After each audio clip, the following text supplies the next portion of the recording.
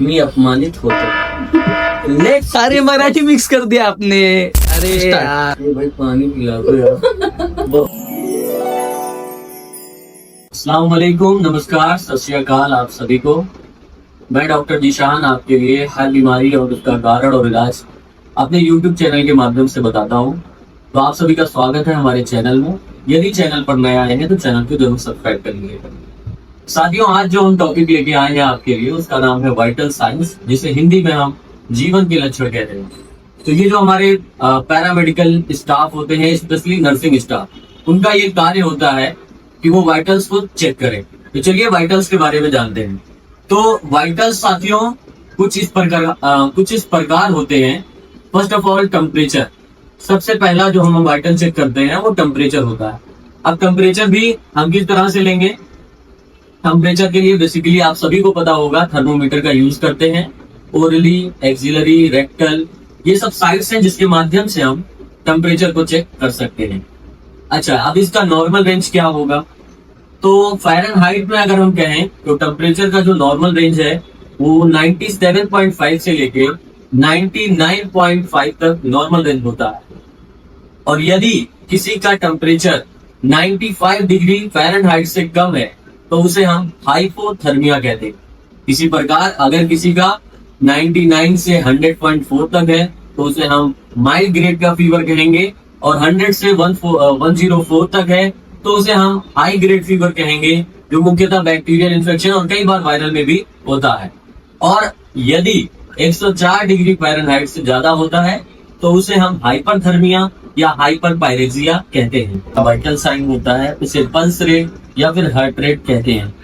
Normal range of pulse rate is 60 to 100 beats per minute, and less than 60 beats per minute is called bradycardia, and higher than 100 beats per minute is called tachycardia. अब ये किन किन condition में होता है उसके detail पे मैं नहीं जा रहा हूँ साथियों, बट पल्स रेट में हमने सबसे पहले जो चेक करना है नॉर्मल रेंज, ब्रेडिकार्डिया, टैकीकार्डिया. उसके बाद हमें इसका रिदम चेक करना होता है कि कहीं एरिथमिया या फिर एट्रियल फाइब्रिलेशन के साइन तो नहीं हमें दिखाई दे रहे हैं. कोई पल्स रेट है जो रिदम में मिस हो रही है तो 80 यानी एट्रियल फाइब्रिलेशन को साइन होता है. इसी प्रकार अब हम थर्ड जो हमारा वाइटल साइन है जिसे हम ब्लड प्रेशर कहेंगे. ब्लड प्रेशर का नॉर्मल रेंज सभी को पता होगा 120/80 प्लस माइनस 10 mmHg होता है. एज के अकॉर्डिंग इसकी नॉर्मल रेंज भी अलग अलग होती है, आपको स्क्रीन पे दिख जाएगी.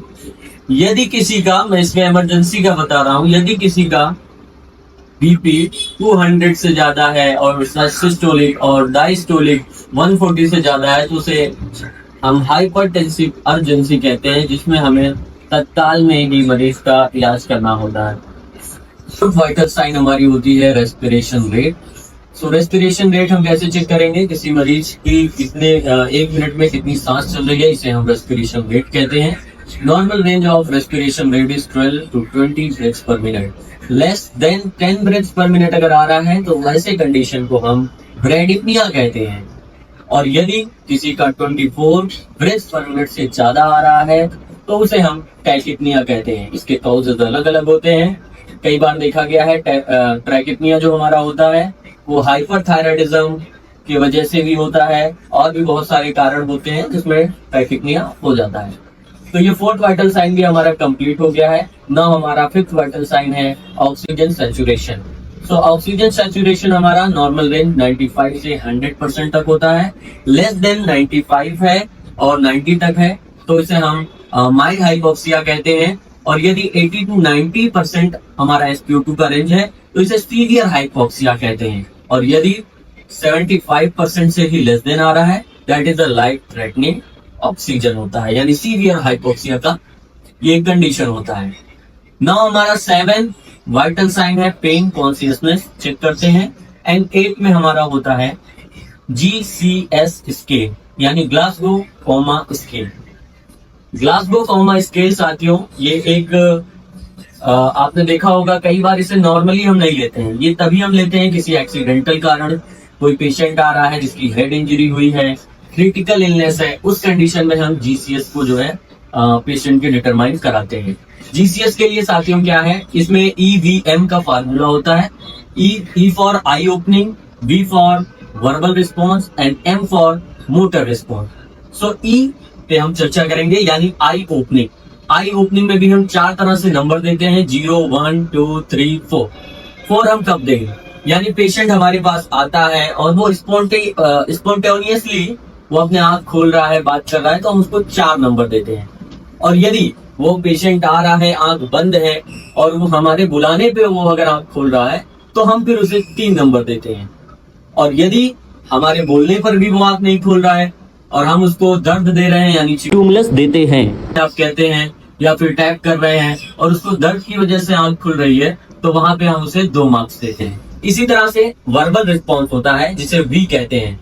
वर्बल रिस्पॉन्स में साथियों हम अपने पेशेंट से बात करते हैं, आपका नाम क्या है, आपकी एज क्या है, आप कहाँ से हैं.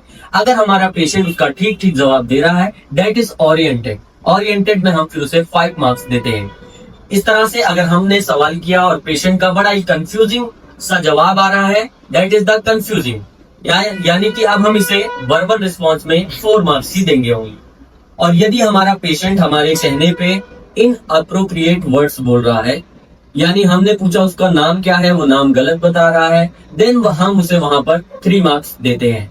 इफ पेशेंट हमारा इनकॉम्प्रिहेंसिबल साउंड कर रहा है, यानी उसके बातों से कोई अर्थ नहीं निकल रहा है, देन हम उसे वहां पर 2 मार्क्स देते हैं. और यदि इन सब में से किसी पर भी रिस्पॉन्स नहीं कर रहा है तो हम उसे 1 मार्क्स देते हैं. इसी तरह से लास्ट हमारा होता है मोटर रिस्पॉन्स.